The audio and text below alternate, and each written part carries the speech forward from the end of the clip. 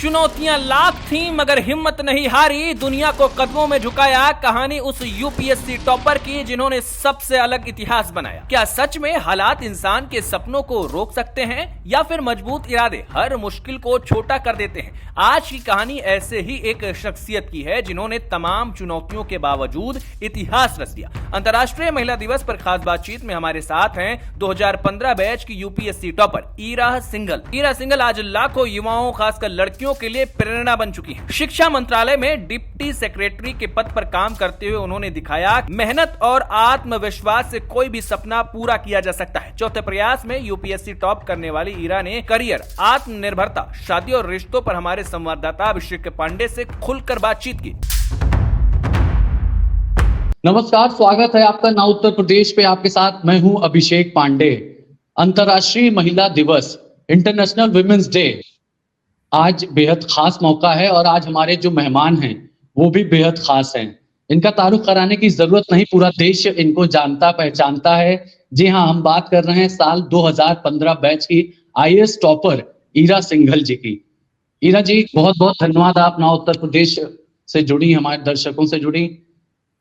सबसे पहले आपसे अंतर्राष्ट्रीय महिला दिवस है, आपकी जो कार्य कुशलता है, कार्यशैली है, वो पूरा देश जानता है। आपने जिस साहस का परिचय देते हुए आईएएस टॉप किया है और पहले भी आप आईआरएस के लिए चुनी गई थी, लेकिन आज 10-11 सालों बाद जब आप पीछे मुड़ के देखती हैं वो संघर्षों का दौर, एक महिला होने के नाते आपने कैसे इस फेस को फेस किया था, साथ ही उस दौरान स्ट्रांग रहने का मोटिवेशन किससे मिलता रहा आपको? मेरे ख्याल से लाइफ में ना आपके पास दो ही चॉइसेस होती हैं। या तो स्ट्रांग रहने की कोशिश करके आगे स्टेप बाय स्टेप बढ़ते जाओ या फिर छोड़ दो। अच्छा, छोड़ने का ना कभी ऑप्शन दिमाग में ही नहीं आया, क्योंकि घर में कभी वो देखा ही नहीं और कभी वो मौका ही नहीं मिला। हमेशा से बचपन से भी शायद ये हुआ कि भाई ट्राई ज़रूर करना है। सो वो ना जो ऑप्शन था कि छोड़ के कुछ और कर लो, वो कभी भी नहीं हुआ। तो शायद इस वजह से छोड़ना कभी दिमाग में आता ही नहीं है। हमेशा ये आता है, अच्छा ये ऐसे नहीं हो रहा तो और कैसे कर सकते हैं। हाँ, और उसमें एक बड़ी चीज़ जो मैं करती हूँ वो ये है कि क्या मैंने गलत किया, क्या मेरी सोच गलत है, क्या मेरा तरीका गलत था, तो क्या मैं उसे बदल दूँ। तो शायद हर स्टेप पे ये लगा कि बस ये एक नेक्स्ट स्टेप तक जाने का एक वो है ऑब्स्टिकल, तो बस इसे पार करना है, इसके लिए तरीका ढूंढना है। तो शायद वो कभी आया ही नहीं कि छोड़ के आगे साइड में हट जाओ। बिल्कुल मैम, लेकिन वो मूवमेंट कौन सा रहा होगा जब आपने ये फाइनल डिसाइड कर लिया कि आप यूपीएससी ही एग्जाम्स को देना है और उसको क्रैक भी करना है?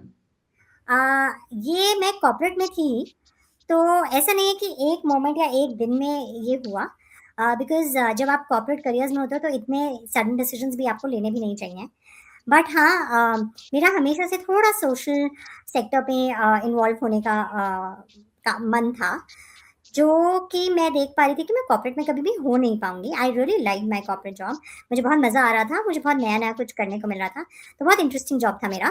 कंपनी बहुत अच्छी थी, लोग बहुत अच्छे थे, बट हुआ ये कि मुझे अंदर से डिससेटिस्फैक्शन फील हो रहा था कि मुझे अपने काम के बाद ये चाहिए कि किसी की लाइफ पे एक्चुअली फ़र्क पड़ा हो पॉजिटिवली।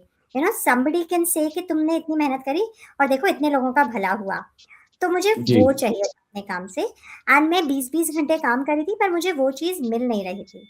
तो तब मैंने सोचा कि मैं भी क्विट कर के ये देती हूँ। एंड शायद मेरे आसपास में और भी एक दो मेरे ही बैच के जो ज्वाइन करे थे कंपनी में लोगों ने क्विट किया था इसी उससे, तो शायद कहीं पे वो भी दिमाग में आया कि हाँ ये भी तरीका है, लोग ये भी कर रहे हैं।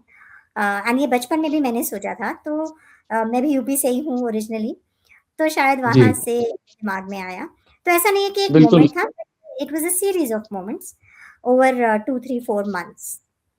क्रांतिकारी शहर से हैं आप, मेरठ में जन्मी हैं, दिल्ली में पली बड़ी हैं, और ये साहस का परिचय आपने दिया कि आपने डिसेबिलिटी को भी मात देते हुए, हम कहेंगे कि पूरी दुनिया में ये साबित कर दिया कि अगर आपकी जो सोच है और जो आपका इंटेंशन है वो क्लियर रहे तो आपको कोई भी जो सफलता है वो मिल सकती है, हासिल की जा सकती है। लेकिन अभी आप बहुत अहम पद पर हैं, डिप्टी सेक्रेटरी हैं एजुकेशन मिनिस्ट्री में, तो महिलाओं की साक्षरता की बात की जाए अगर मैडम, तो भारत में साक्षरता दर करीब 2011 की 65% बताई जाती है महिलाओं की। तो इसको इम्प्रूव करने के लिए आप लोग किस तरह से काम कर रहे हैं अभी? मैं specifically children with special needs पे फोकस करती हूँ, बट उसमें जी, बच्चियां भी आती ही हैं। तो हमारे पर्टिकुलर एजेंडा में तो ये है कि जिस बच्चे को जो चीज़ की ज़रूरत है हम उसे वो दें। जब विमेन की भी बात आती है तो बहुत सारे स्कॉलरशिप स्कीम्स चलाई जा रही हैं जो विमेन के लिए फोकस्ड हैं। Pensions, not pension, stipend schemes हैं जो बच्चियों को देते हैं। Government also runs only girls के रेजिडेंशियल केजी बीवी स्कूल्स, केंद्रीय विद्यालय। तो ऐसे करके बहुत सारी स्मॉल एजेंडाज हैं जो लड़कियों के लिए चलाई जाते हैं। प्लस बहुत कैंपेन्स करी जाती हैं, बहुत जो हमारा आंगनवाड़ीज है उनके साथ ट्रैक करके हम चेक करते हैं कि क्या हमारे पास पूरा एनरोलमेंट आया। एंड उसमें गर्ल चाइल्ड फोकस का बहुत बड़ा जिम्मा होता है। तो बहुत सारे छोटे छोटे स्टेप्स हैं। एंड आप ऐसे देखेंगे तो एक डिपार्टमेंट नहीं, girls are a focus of everybody. तो जब भी कोई डेटा भी चेक होता है तो उसमें हमेशा जेंडर स्टैटिस्टिक्स पूरी ली जाती हैं कि लड़के कितने हैं इसमें और लड़कियां कितनी हैं। तो वो रेशो जो है गर्ल्स वर्सेस बॉयज का वो हमेशा चेक होता है। तो जब भी आप कोई भी डेटा गवर्नमेंट में हम पुट करते हैं तो वो डेटा जब हम उस तरह से सेग्रीगेट करके पुट करते हैं ना, तो ऑटोमेटिकली दिमाग में आता है कि ओके लड़कियों के का ज़्यादा है या कम है।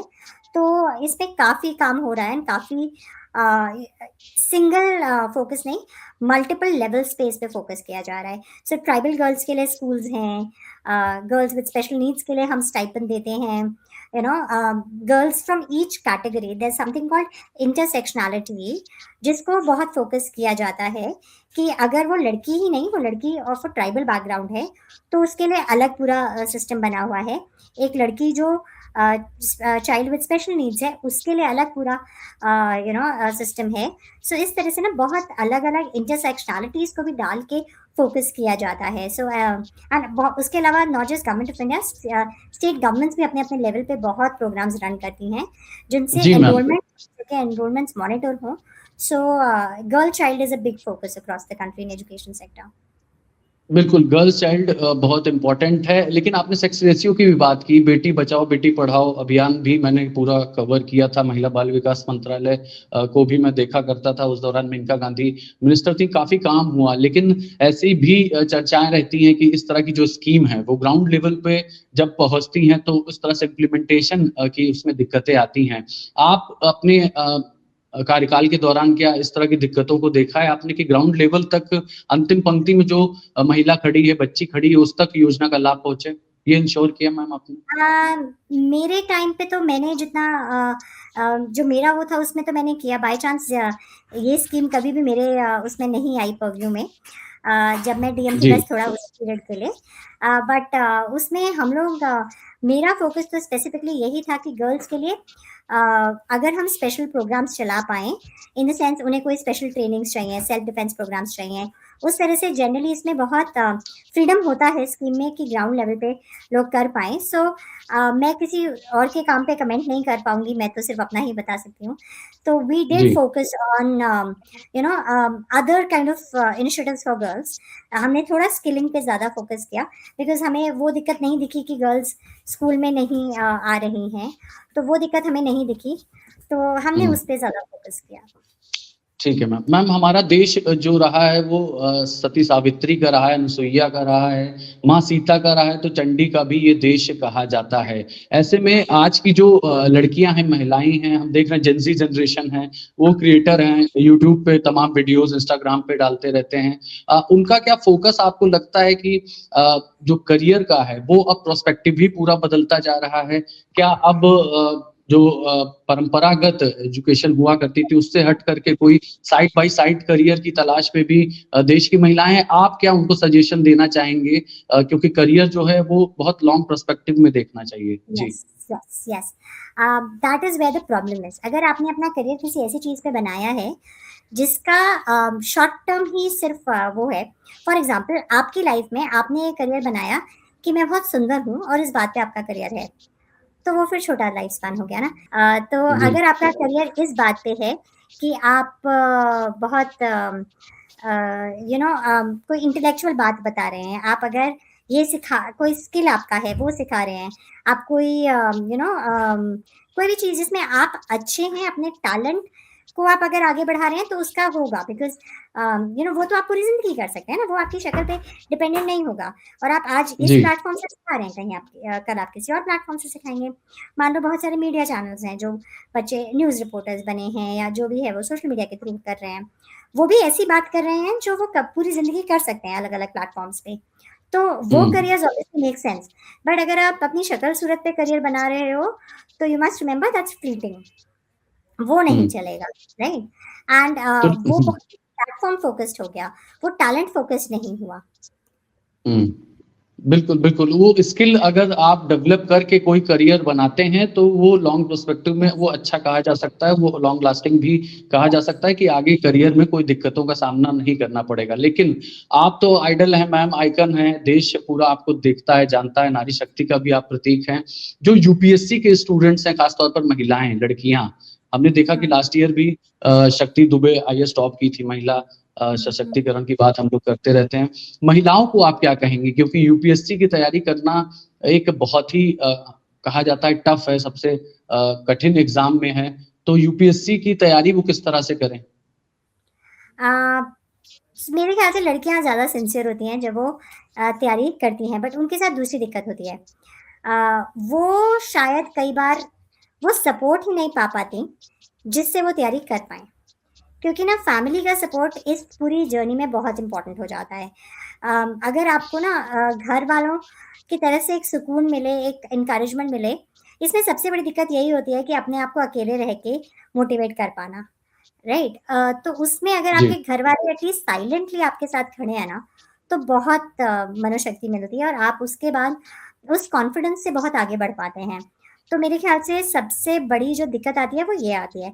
अगर लड़कियों को वो मिल जाता है, उनके पेरेंट्स उन्हें जेन्युइनली एनकरेज करते हैं और जेन्युइनली सपोर्ट करते हैं, तो लड़कियों को इतनी सिंसियर तो लड़कियाँ नेचुरली होती हैं। तो ज़रूर तो मेरे ख़्याल से उसके बाद कुछ ख़ास वो नहीं है। बट हाँ, एक चीज़ मैं ज़रूर कहूँगी, एंड ये मेरे ख़्याल से थोड़ा जेंडर न्यूट्रल बात है कि इट डज़न्ट मैटर कि दुनिया क्या चाहती है, आपको अपने लिए सोचना पड़ेगा, क्या ये जंग आपको लेनी है? एंड मैं नॉट जस्ट एग्ज़ाम की बात कर रही हूँ, लोग सिर्फ़ एग्ज़ाम तक सोच के छोड़ देते हैं। आपको ना पूरी ज़िंदगी का करियर और उसका लाइफ़स्टाइल सोचना है। अब आज की जनरेशन जो है, they are more into work life balance, they are more into having spare time for themselves, having वो अपने वर्क को अलग रखते हैं और पर्सनल लाइफ़ को अलग रखते हैं। उनकी बाउंड्रीज़ बहुत स्ट्रॉन्ग है इन टर्म्स ऑफ कि मेरा 5 बजे काम खत्म हुआ तो मैं 5 के बाद कुछ नहीं करूँगा। बट हम लोगों के करियर्स में ऐसा होता नहीं है।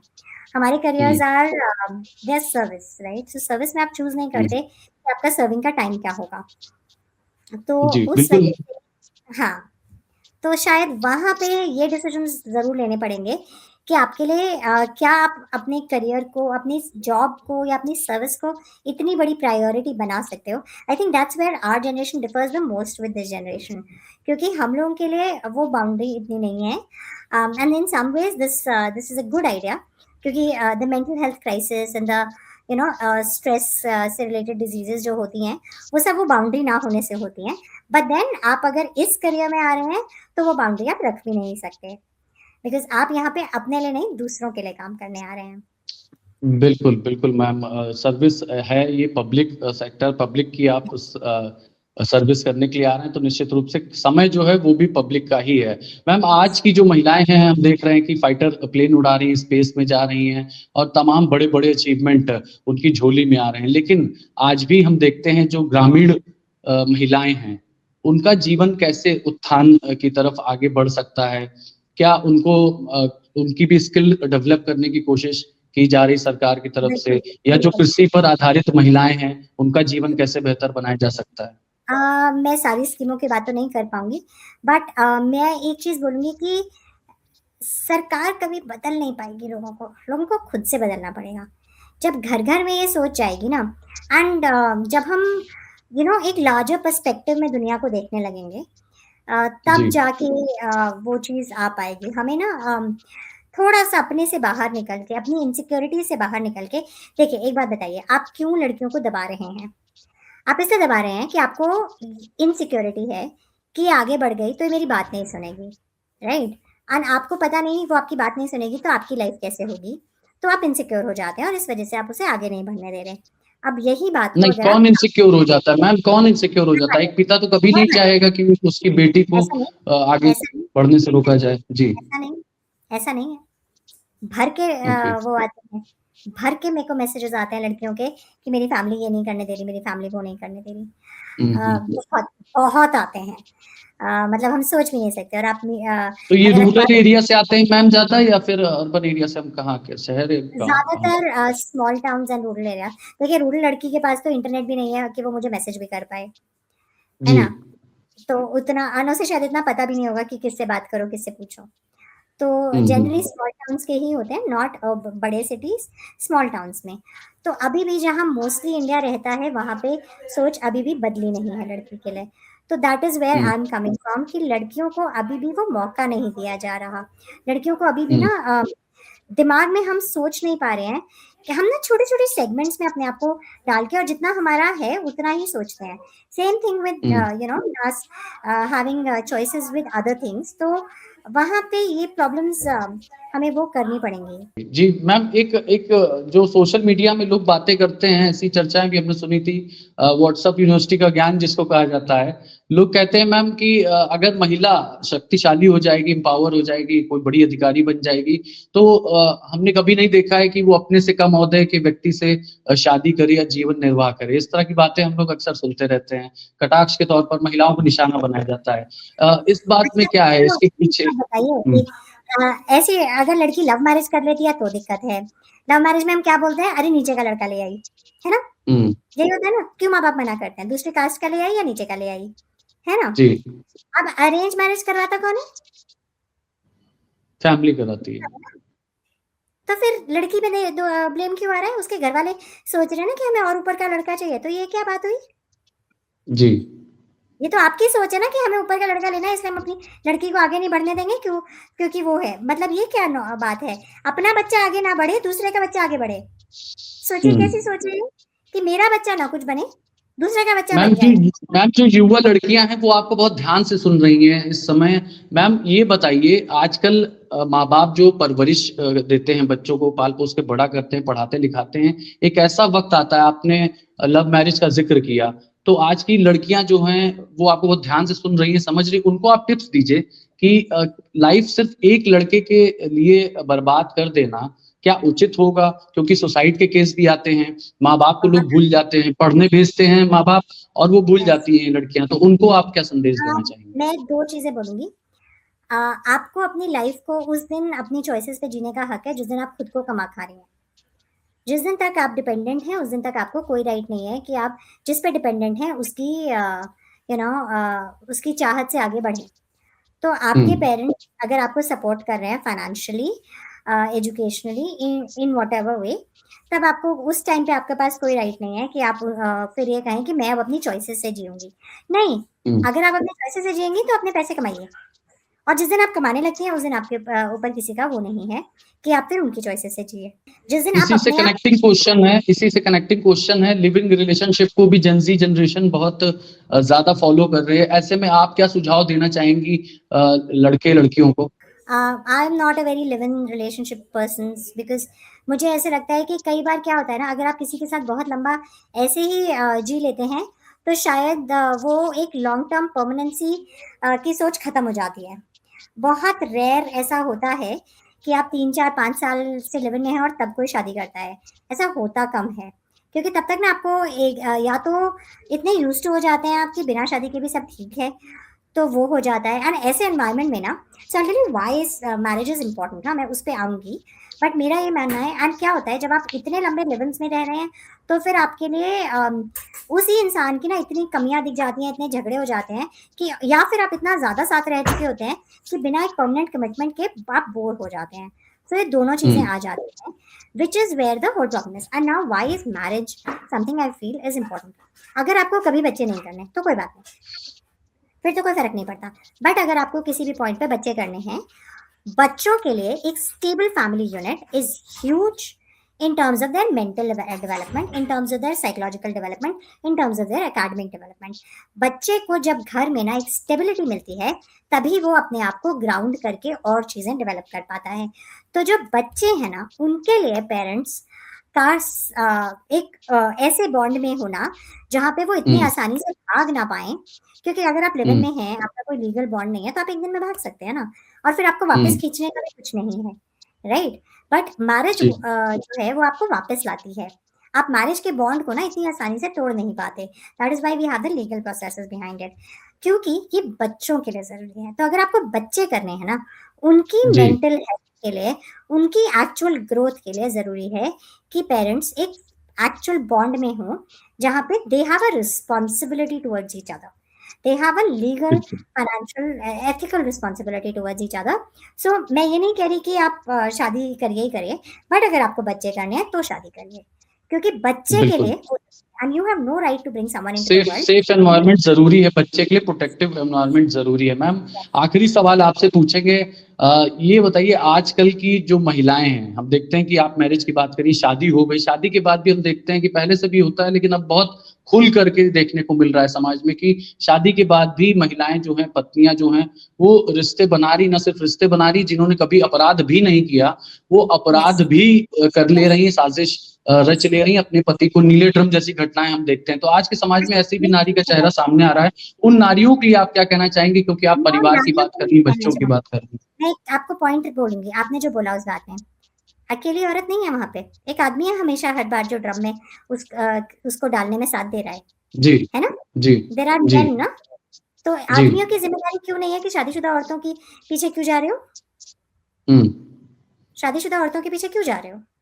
बिल्कुल, तुम्हारी इक्वलिटी की जिम्मेदारी बात होती है तो दोनों तरफ से दोष देना चाहिए, लेकिन अगर यस एक परिवार तो तबाह हो गया, पति मर गया, बच्चों की क्या हालत यस है, यस। और लड़की जो है वो जेल में है। जी नहीं मैम। तो वो मेरा पॉइंट ये है, हम लड़की को ब्लेम दिए जा रहे हैं, लड़कियां ऐसी हो गई। पहले तो हमेशा जब वो स्टैटिस्टिक्स चेक करनी चाहिए तो दोनों चाहिए। सेम पीरियड में अगर 4 आदमी मरे हैं तो 4000 लड़कियां मरी होती हैं सेम सिचुएशंस में, उसको कोई नहीं देख रहा है। हमेशा बात करते हैं एक लड़की ने ऐसा कर दिया, एक लड़की ने ऐसा किया, 4000 आदमियों ने भी किया है, उसकी बात करें। दूसरी चीज, जो आदमी उस लड़की के साथ अफेयर कर रहा है, जिसका पति है, उस आदमी पे क्यों नहीं हम ब्लेम दे रहे हैं? वो आदमी क्यों नहीं गलत है कि तुम एक शादीशुदा आदमी के घर तबाह करने जा रहे हो? तुम भी तो किसी लेकिन शादीशुदा मैम आदमी ऐसे के ऐसे क्राइम को आप जस्टिफाई तो नहीं कर नहीं, रही हैं, मुझे पता है, नहीं, लेकिन उस महिला के लिए, ऐसी महिलाएं जो समाज में हैं या जो मैं उसी बात पे आ शादी रही के बाद दूसरे रिश्ते पे हूँ, जाना मैं उसी चाहें। बात जी। पे आ रही हूँ, मैं उसी बात पे आ रही हूँ। पॉइंट ये है, हम्म। मैं स्टैटिस्टिक्स को जो गलत रीड करा जा रहा है ना, मैं उसकी बात कर रही हूँ पहले, क्योंकि आई जी। Don't want to spread the wrong messaging. ठीक है, हम्म। तीसरी चीज, अब हम उस लड़की पे आते हैं। गलती दोनों से गलत है, अफेयर हर किसी का गलत है, और अगर आप को अफेयर करना है, आप दुखी हैं तो छोड़ दीजिए। बट यहाँ पे हम्म। प्रॉब्लम क्या है ना, हम लोग काम करते नहीं हैं क्योंकि हम फाइनेंशियली हम्म। इंडिपेंडेंट नहीं है, तो हम छोड़ भी नहीं हम्म। सकते। इसीलिए लड़कियों को, और ये होता कब है, ये ज्यादातर आप देखेंगे उन केसेस पे है जहां लड़कियों की अरेंज मैरिज करी गई है ना, जी। मेजोरिटी केसेस में अरेंज मैरिज करी गई, मेजोरिटी में। जी। जी। मेजोरिटी में है ना, अरेंज मैरिज करी गई। माँ बाप जो है अपनी ईगो के लिए बच्चे की शादी करते हैं। मेरी ईगो, आपने जो अभी बात बोली थी कि अपने से ऊंचा देखना, हमेशा ना लड़की जिसमें इंटरेस्टेड है उसे छोड़ के बच्चे की खुशी मैटर नहीं करती। हमने जो डिसाइड किया, हमारी सोशल स्टेटस, हमारी दुनिया क्या कहेगी, हमारी ईगो वो मैटर करता है, तो हम सेम कास्ट में करेंगे क्योंकि हमें लगता है उस कास्ट के साथ हम ज्यादा कंफर्टेबल हैं। तुम्हारी बेटी कंफर्टेबल है कि नहीं है, इससे कोई मतलब नहीं है। और अगर तुम इस तरीके की मतलब छोटी एंड खराब सोच के साथ हो, तो तुमने अपने बच्चे को भी डेफिनेटली गलत सोच ही दी है, तभी वो ये स्टेप भी ले पा रही है, क्योंकि उसे भी ह्यूमन लाइफ की वैल्यू नहीं है। भाई आपने उस लड़की की लाइफ की वैल्यू नहीं करी ना, उसकी खुशी की वैल्यू नहीं करी, उसकी जी। चॉइसेस की वैल्यू नहीं करी, आपने उसे समझाया भी नहीं कि बेटा जीवन ऐसे होता है।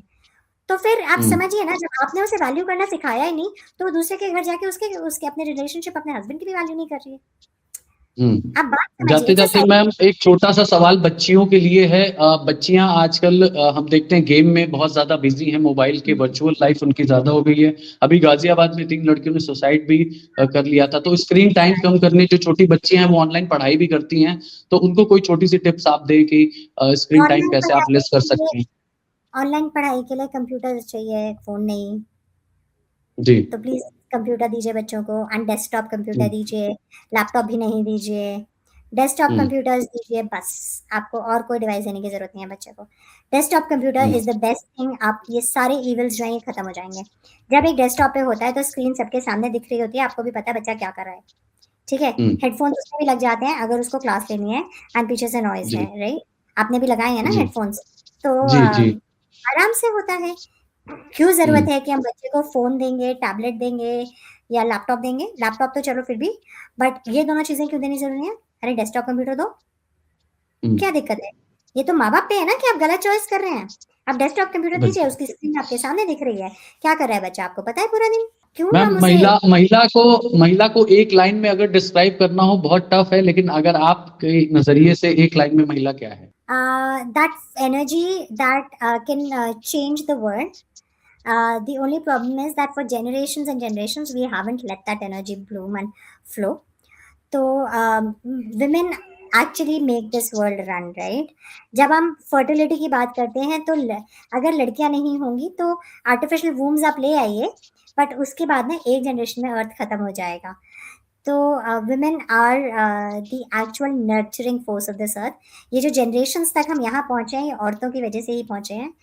तो let us make sure ये एनर्जी पॉजिटिव रहे, ये एनर्जी हम सबको फायदा करती रहे और ये एनर्जी अपनी फुल पोटेंशियल तक ब्लूम कर पाए।